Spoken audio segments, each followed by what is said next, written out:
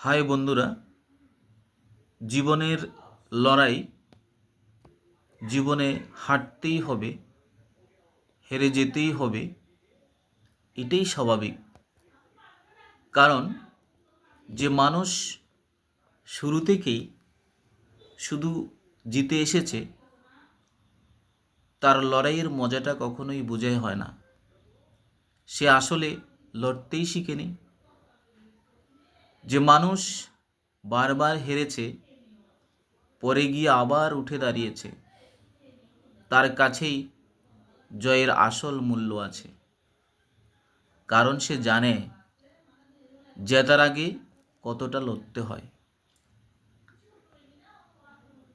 হার মানুষকে দুর্বল করে না, হার মানুষকে প্রস্তুত করে। প্রতিটা হারই এক একটা অনুশীলন,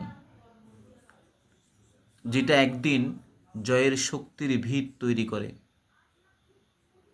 তাই হেরে গেলে ভেঙে পড়ো না।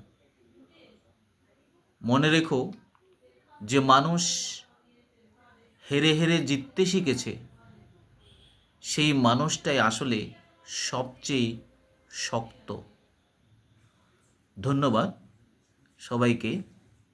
এরকম অনুপ্রেরণামূলক কথা বা ভিডিও দেখতে গেলে আমার চ্যানেলটাকে লাইক, শেয়ার এবং কমেন্ট করবে, সাবস্ক্রাইব করে দেবে। ধন্যবাদ।